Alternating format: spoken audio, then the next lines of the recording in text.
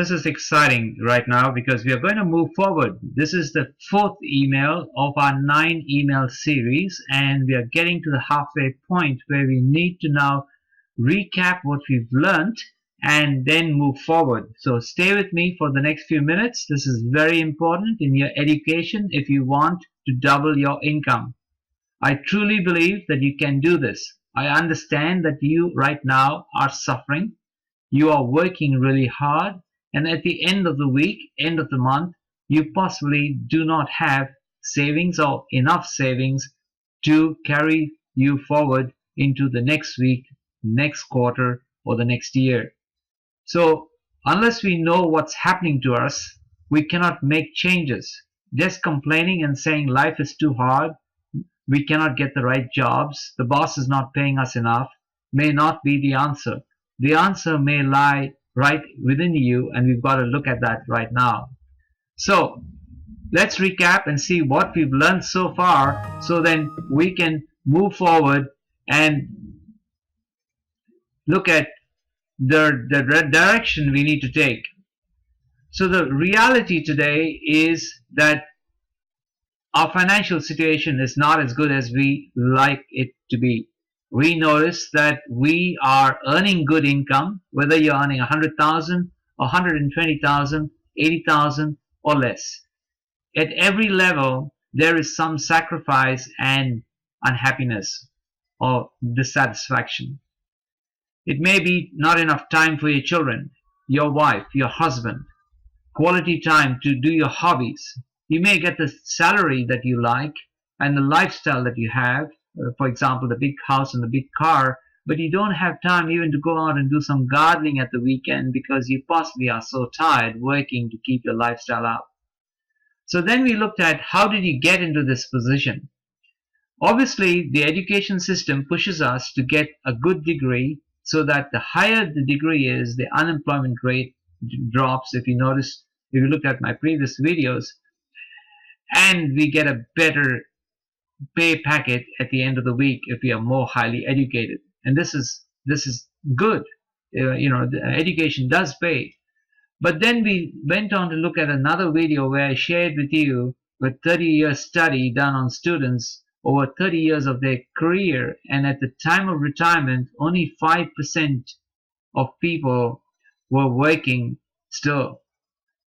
In fact, I should rephrase that and say, at the time of retirement, people were still working. 5% of people were still working. Over 50% of those people who had retired were on social benefits. And sadly, 36% of those people that started off as young students in a highly reputable college were dead. Possibly from stress, from not eating properly, for whatever reason, they moved on. Credit card debts, student debts, and unemployment rates ate into these people. And we noticed that only 1% of those students that passed out over that 30-year period were really exceptionally wealthy.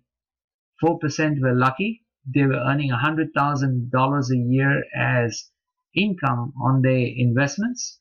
But the 95% of people were actually not well off. And as I mentioned earlier, the 5% of people that were working are the people that you see standing outside supermarkets, outside banks as security guards. The courier driver that comes to your home once a week or once a fortnight, he's over 50 years or 60 years. Do you feel sorry for these people? Well, don't, because you may be one of them in the next few years, unless we change. So why do we get into this situation? Let's look at us as employees right now. An employee works alone in their workplace. They do not ask, or they cannot ask their fellow employees to help them, because everyone is paid on the hours they work and the work output they give to the boss. Most employees rarely ask for advice because it's a sign of weakness or that you do not know enough. And yet we are quick to give advice if something new comes on and we are asked our opinion. We rarely use leverage to help us to grow our income or lessen our work.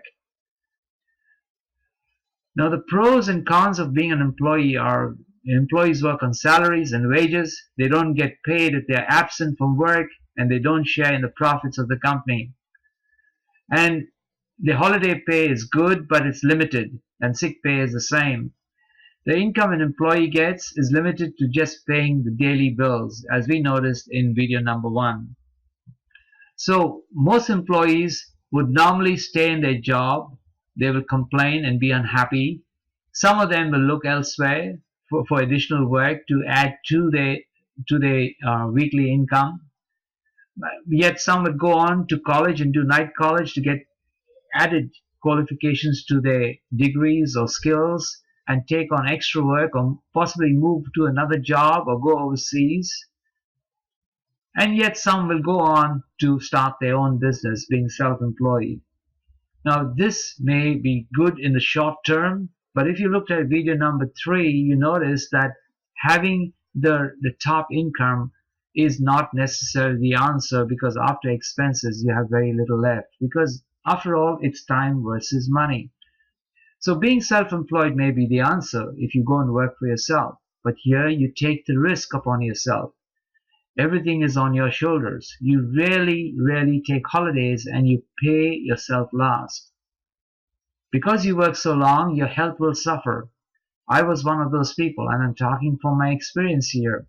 You can change your business, or I should change this and say you can't change your business when things get hard, as you're financially tied down to what you have set yourself to do. Most self-employed people work longer hours for less. So the question now is, can we learn from the rich and successful business people who run big business? So what do these big business people do? They get people to work for them.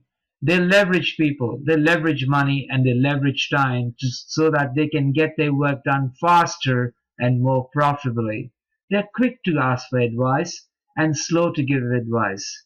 They know that listening is important, and they tend to work less and make more money. Now, rich people will invest a lot of time and effort in learning, unlike the poor people or employees. Employees will stop learning after they finish college. They expect their boss to look after them till they retire. But rich people know they have to stay ahead of the curve, and they have to learn. They're willing to pay for all this and to be mentored and coached by other people. And they look for successful people who are more successful than them so that they can learn from these people. Totally unlike employees and the people in the 95% bracket. These people really ask others to help them. So, Robert Kiyosaki is a well-known educator and he's a millionaire, and he says the richest people in the world look for and build networks. Everyone else works in a network. Now let's look at the right-hand column here, and you'll see the rail network, the telephone network, the shipping lines, postal, airlines, shopping centers, and franchises. These are networks. If anybody buys in these networks, the owners of these networks earn money. Now the question we've got to ask ourselves is, do we work for ourselves, or we start to think about networks? How can we create a network, a business network, that when anybody shops in that network, we can get paid? In our next video, we'll talk about 4 successful people who really look at networks as the viable way to create business. And we'll look at how do we move forward from there onwards. So I wish you all the best, and thank you for listening to this video.